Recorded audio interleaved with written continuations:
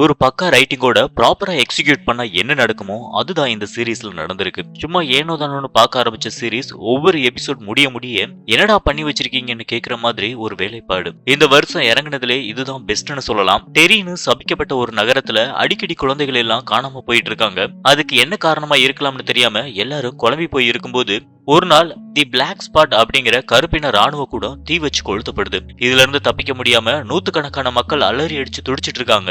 அப்ப அந்த நெருப்புக்கு நடுவுல ஜாலியா டான்ஸ் ஆடிட்டே வர கோமாளி ஒருத்தன் ஒவ்வொருத்தரையும் கடிச்சு சாப்பிட ஆரம்பிச்சிடுறான். இந்த சம்பவம் எப்படி நடந்துச்சு, அவங்களை கடிச்சு சாப்பிடுற அந்த கோமாளி யாரு அப்படிங்கறத பத்தி தான் நாம இந்த வீடியோல பார்க்க போறோம். இந்த சீரிஸ் தமிழ்ல வரதுக்கான வாய்ப்புகள் ரொம்ப கம்மி. அதனால முடிஞ்ச வரை எபிசோட் வைஸ் கவர் பண்ண முயற்சி பண்ணிருக்கோம். இப்ப சீரிஸோட முழு கதையை பத்தி பார்க்கலாம் வாங்க. எபிசோட் 1 தி பைலட். நைட் டைம் ஒரு தியேட்டர்ல நிறைய பேர் படம் பார்த்துட்டு இருக்கிறதுல இருந்து சீரிஸ் ஆரம்பமாகுது. அங்க திருட்டுத்தனமா உட்காந்து படம் பார்த்துட்டு இருக்க சின்ன பையன் மேட்டிய தியேட்டர் மேனேஜர் விரட்ட ஆரம்பிக்கிறான். அதே தியேட்டர்ல வேலை பார்க்கிற ஹேங்கோட மக ரோனி மேட்டி அங்கதான் மறைஞ்சிருக்காங்கிறது தெரிஞ்சு கூட வேணும்னே அவனை தப்பிக்க விட்டுடுறான். வெளியில பயங்கர பனியா இருக்கு. மேட்டி மட்டும் தனியா நடந்து போயிட்டு இருக்கான். அப்ப அங்க கார்ல வர ஒரு குடும்பம் அவன் மேல இறக்கப்பட்டு இந்த பனியில நடந்து போனா இறந்துருவ, கார்ல ஏறு, உன்னை வீட்டுல விட்டுடுறோம்னு சொல்லி கூட்டிட்டு போறாங்க. அப்ப அந்த கார்ல அவங்க பேசுறது எல்லாமே ஒரு மாதிரி இருக்கத மேட்டி கவனிக்கிறான். அதோட இல்லாம காருக்குள்ள இருக்க சின்ன பொண்ணு லிவர் அப்படியே பச்சையா எடுத்து சாப்பிடுறத பார்த்து அருவருப்பா பார்த்துட்டு இருக்கான். எல்லாம் வினோதமா இருக்கேன்னு அவன் யோசிச்சுட்டு இருக்கும் போதே அவன் எந்த இடத்துல கார்ல ஏறினானோ அதே இடத்துல மறுபடியும் கார் சுத்துறத பார்த்துட்டு அவனுக்கு சந்தேகம் வர ஆரம்பிச்சிருது. அப்ப அந்த லேடிக்கு பிரசவ வலி ஆரம்பிச்சு ஒரு மாதிரியான கொடூரமான மிருகம் ஒண்ணு குழந்தையா வந்து பிறக்குது. அதை பார்த்து அந்த குடும்பம் எல்லாரும் கொண்டாடிட்டு இருக்காங்க. ஆனா மேட்டி மிரண்டு போயிருக்கான். அடுத்த கொஞ்ச நேரத்திலேயே அந்த உயிரினவன் மேல பாயிரத்தோட கதை ஆரம்பமாகுது. அடுத்த நாள் அந்த நகரத்தோட விமானப்பட தளத்துக்கு லிராயும் அவனோட நண்பனும் பணிமாற்றம் செய்யப்பட்டு வேலையில வந்து சேர்றாங்க. முத நாளே அந்த நகரத்துல கருப்பின மக்களுக்கு எதிர்ப்பு இருக்குன்னு அவன் தெரிஞ்சுக்கிறான். எல்லாரும் அவனுக்கு சல்யூட் அடிக்கும் போது ஒருத்த மட்டும் அவனை மதிக்க மாட்டேன்னு இருக்கான். இதை கவனிக்கிற மேஜர் அவனை சத்தம் போடுறாரு. இந்த பக்கம் மேட்டி காணாம போய் இதோட 4 மாசம் ஆகிருச்சுன்னு அவனோட நண்பர்கள் 2 பேர் பேசிட்டு இருக்காங்க. அதே மாதிரி பாத்ரூம்ல இருக்க லில்லி மேட்டி கூட செலவிட்ட நேரங்களை நினைச்சு பார்த்துட்டு இருக்கான். 2 பேரும் ஒரு நாள் நைட்டு தனியா இருக்க கட்டடத்தோட உச்சியில உட்காந்து பேசிட்டு இருக்காங்க. அப்ப மேட்டி இந்த இடத்துக்கு உன்னை கூட்டிட்டு வந்ததை பத்தி என்னோட ஃப்ரெண்ட்ஸ் கிட்ட சொல்லிடாதேன்னு அவளை நெருங்கி வந்து முத்தம் கொடுக்க முயற்சி பண்றான். ஆனா அவ பட்டுன்னு விலகவும் மன்னிப்பு கேட்கிற மேட்டி குற்ற உணர்ச்சியில அங்க இருந்து வேகமா கிளம்பிடுறான். இது அவன் நினைச்சு பார்த்துட்டு இருக்கும்போது அங்க வர அவளோட அம்மா தூங்குறதுக்கு முன்னாடி மருந்துகள் எடுக்க மறந்துடாதேன்னு சொல்லிட்டு கிளம்பிடுறான். அவ போன அடுத்த நொடியே மேட்டி பேசுற மாதிரியான குரல் அங்க இருக்க ஓட்டையில இருந்து கேக்குது. உடனே லில்லி மேட்டி எங்க இருக்க, நீ உடனே வீட்டுக்கு வான்னு சொல்லி கெஞ்சிட்டு இருக்கான். அதுக்கு அந்த குரல் இது என்ன விட மாட்டேங்குதுன்னு சொல்லிட்டு ஒரு விரல மட்டும் வெளியில விடுது. இத பார்த்து பயந்து போய் லில்லி கூச்சல் போட ஆரம்பிச்சிடுறா. அடுத்த நொடியே அது மறைஞ்சிருது. அடுத்த நாள் லில்லி இது எல்லாத்தையும் மார்ஜி கிட்ட சொல்லிட்டு இருக்கான். அப்ப எதிரில 3 பொண்ணுங்க நிக்கிறத கவனிச்சுட்டு மார்ஜி வேகமா அவளை பாத்ரூம்குள்ள இழுத்துட்டு போறான். இந்த மாதிரி விஷயங்களை பத்தி அவங்களுக்கு தெரியாம பாத்துக்க, அவங்க எல்லாரும் உன்ன பைத்தியம்னு சொல்லிட்டு இருக்காங்கன்னு அவகிட்ட சொல்றான். அப்ப 2 பேருக்கும் சின்னதா வாக்குவாதம் ஏற்பட்டு மார்ஜி அங்க இருந்து கோவமா கிளம்பிடுறான். அன்னைக்கு சாயங்காலம் மேட்டியோட ஃப்ரெண்ட்ஸ் 2 பேரும் வழக்கம் போல அந்த உயரமான கட்டிடத்துக்கு போறாங்க. அங்க லில்லி நிக்கிறத பார்த்துட்டு 2 பேருக்குமே ஷாக். உனக்கு எப்படி இந்த இடம் தெரியும்னு அவனுங்க கேக்குறானுங்க.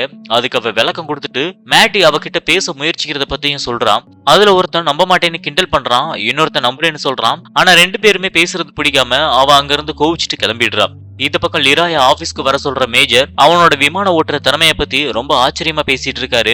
ஆனா லிராய் கொரியால அந்த மிஷன் நடந்தப்போ பெரிய ஆக்சிடென்ட் ஆகி அதை முடிக்க முடியாம போனதால அதை பத்தி பேச விரும்பலைன்னு சொல்லிடுறான். அன்னைக்கு நைட்டு மேட்டியோட ஃப்ரெண்ட்ஸ் டெட்டி அவனோட அறையில இருக்கும்போது திடீர்னு லைட் அணைஞ்சிருது. அவன் ஏதோ லைட்ல பிரச்சனைன்னு நினைச்சிட்டு அதை ஆன் பண்ண நினைக்கிறான். அப்ப திடீர்னு அந்த லைட்ல இருந்து ஒரு மாதிரியான முகம் தெரியவும் அவன் பயத்துல அலறிட்டு பெட்ல இருந்து கீழே விழுந்து மூளையில போய் ஒளிஞ்சுக்கிறான். அடுத்த நொடியே அந்த லைட் வேகமான சத்தத்தோட கத்திக்கிட்டே அவனை நோக்கி ஓடி வருது. அவன் கண்ணை மூடிட்டு அலற ஆரம்பிச்சிடுறான். சத்தம் கேட்டு அங்க வர அவனோட அண்ணன் இவனை திட்டிட்டு அங்க இருந்து கிளம்பிடுறான். கண்ணை திறந்து பாக்குற டெட்டி அங்க எல்லாமே நார்மலா இருக்கத பார்த்து அதிர்ச்சியில உறைஞ்சு போயிருக்கான். அடுத்த நாள் எல்லாரும் ஒன்னா சந்திச்சு இத பத்தி அவங்களே விசாரிக்க ஆரம்பிக்கிறாங்க. நியூஸ் பேப்பர்ல இருக்க செய்திகள் எல்லாத்தையும் படிச்சுட்டு இப்ப ரோனிய வீட்டுல போய் சந்திக்கிறாங்க. இந்த கேஸ் சம்பந்தமா ஏற்கனவே நிறைய போலீஸ் எங்க வீட்டுக்கு வந்துட்டு போயிட்டாங்க. எல்லாரும் என்னோட அப்பா மேல பழி போட பாக்குறாங்கன்னு சொல்லி அவங்கள திட்டி அனுப்பிடுறா. அடுத்த கொஞ்ச நேரத்திலேயே மனசு மாதிரி எனக்கு இந்த மாதிரி பைப்ல இருந்தெல்லாம் யாரோ பேசுற மாதிரி சத்தம் கேக்குது. நிறைய குழந்தைங்க என்னோட பேரு சொல்லி உதவி கேட்டு கத்துறாங்கன்னு சொல்றான். இந்த பக்கம் லிராய் அவனோட ஜன்னல் அடைச்சிட்டு தூங்குறதுக்கு ரெடி ஆகிட்டு இருக்கான். அப்ப யாரோ ஒரு ஆள் அவனை ஜன்னல் வழியா நின்னு நோட்டம் விட்டுட்டு இருக்கான். இப்ப அவன் நல்ல ஆழ்ந்த தூக்கத்துல இருக்கும்போது யாரோ நடந்து வர சத்தம் கேட்கவும் கண்ணை முழிச்சு பாக்குறான். அதுக்குள்ள முகமுடியில இருந்த அந்த நபர்கள் இவங்கிட்ட ஒரு ரகசிய தகவலை பத்தி கேட்டு அடிக்க ஆரம்பிக்கிறாங்க. அப்ப கரெக்டா அவனோட ஃப்ரெண்டும் உள்ள வந்து இவனுங்களை அடிச்சு லிராய காப்பாத்திடுறான். அதே சமயத்துக்கு ரோனி இவங்க எல்லாரையும் கூட்டிட்டு தியேட்டருக்கு போறா. அங்க கடைசியா மேட்டி தியேட்டர்ல பார்த்த படத்தை பத்தி இவங்க கிட்ட சொல்லிட்டு இருக்கான். அதுல இருந்த பாட்டை தான் இவன் லில்லி பாத்ரூம்ல இருக்கும்போது பாடியிருப்பான். இப்ப எல்லாரும் தியேட்டர்ல உட்காந்து அந்த காட்சியை பார்த்துட்டு இருக்காங்க. அதுல ரொம்ப விசித்திரமா மேட்டியும் இருப்பான். இவன் எப்படி படத்துல வரான்னு இவங்க எல்லாரும் ரொம்ப குழப்பத்தோட இருக்கும்போதே அவங்கள நோக்கி நடந்து வர மேட்டி ஜோக்கர் மாதிரி சிரிச்சிட்டு மறைச்சு வச்சிருந்த அந்த குட்டி சாத்தான வெளியில விடுறான். அது அப்படியே தரைய விட்டு வெளியில வந்து இவங்க எல்லாரையும் விரட்ட ஆரம்பிக்குது. பயத்துல இவங்க எல்லாரும் அலறி அடிச்சு எல்லா பக்கமும் ஓடிட்டு இருக்காங்க.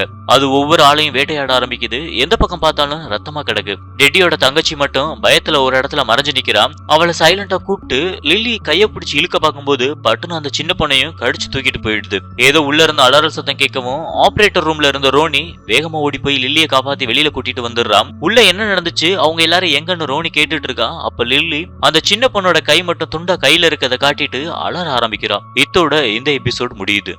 Episode number 2 the thing in the dark. தியேட்டருக்குள்ள போன 3 பேரை அந்த குட்டிச்சாத்தான் எப்படி கொன்னுச்சுன்னு ஆரம்பத்திலேயே நமக்கு தெளிவா காட்டிடுறாங்க. அடுத்த நாள் காலையில போலீஸ் ரோனி வீட்டுக்கு வெளியில நின்னுட்டு இருக்காங்க. அவளோட பாட்டி வெளியில எதுக்காக கிளம்பி போனான்னு திட்டிட்டு இருக்கா. இவ வீட்லயே இருக்கதாலதான் இந்த பிரச்சனை எல்லாம் நடக்குதுன்னு சொல்றா. ஆனா ரோனியோட அப்பா ஹேங்க் அவளுக்கு ஆதரவா பேசிட்டு இருக்கான். இந்த பக்கம் லிராயோட மகனும் மனைவியும் அந்த நகரத்துக்கு வந்து சேர்ந்திருப்பாங்க. அந்த நகரத்துல இருக்க ஆட்கள் யாருமே ஒருத்தரோட பேச மாட்டாங்க.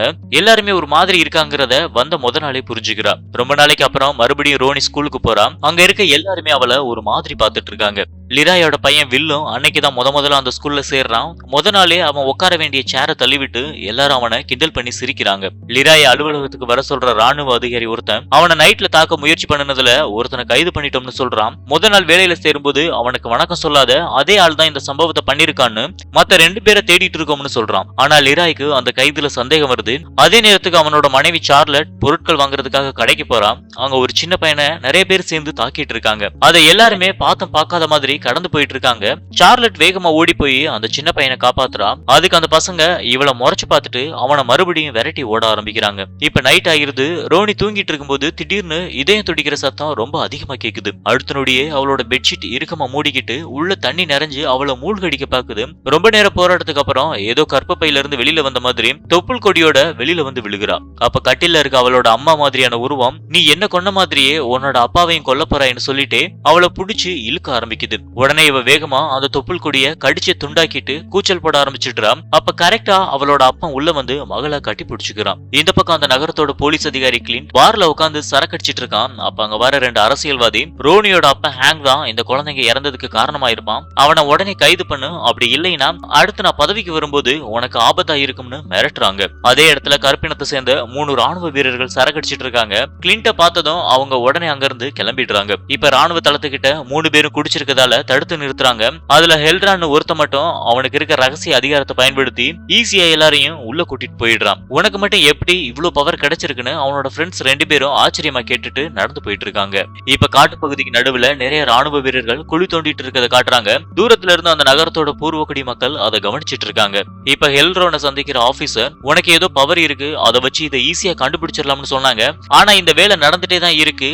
ஆனா இன்னும் எதையும் கண்டுபிடிக்கல. உனக்கு கொடுத்திருக்க சிறப்பு அந்தஸ்து அனுபவிக்கிறதுக்காக வேணும்னே இப்படி பண்றியான்னு அந்த போலீஸ் கோவமா கேக்குறான். ஆனா ஹெல்ட்ரான் நாம நெருங்கி வந்துட்டோம், இன்னும் கொஞ்சம் தான் சொல்றான். இப்ப ஸ்கூல்ல காட்டுறாங்க. ரோனியும் லில்லியும் பேசிட்டு இருக்காங்க. அப்ப ரோனி போலீஸ் வேணும்னே எங்க அப்பா மேல பழிய போட்டு கைது பண்ண பாக்குறாங்க, அங்க என்ன நடந்துச்சுன்னு போலீஸ் கிட்ட சொல்லுன்னு சொல்றான். அதுக்கு ரோனி அதை பத்தி சொன்னா மறுபடியும் எனக்கு பைத்தியம் பிடிச்சிருக்குன்னு நினைச்சு ஹாஸ்பிட்டல்ல வச்சிருவாங்க. உங்க அப்பா அன்னைக்கு நைட் தியேட்டருக்கு வரவே இல்லைன்னு நான் சொல்லிட்டேன், இதுக்கு மேல என்னால ஒண்ணும் பண்ண முடியாதுன்னு சொல்றான். இதை கேட்டு கோபமாகிற ரோனி நடந்த உண்மையை சொன்னாதான் என் அப்பாவை காப்பாத்த முடியும்னு சொல்லி கத்துறா. உடனே வார்டன் அவளை அங்கிருந்து கூட்டிட்டு போயிடுறா. இந்த பக்கம் வில் எல்லாரும் வம்பிழுக்கவும் தரையில உட்காந்து படிச்சிட்டு இருக்கான். அப்பதான் அவனுக்கு ரிச்சர்டோட அறிமுகம் கிடைக்குது.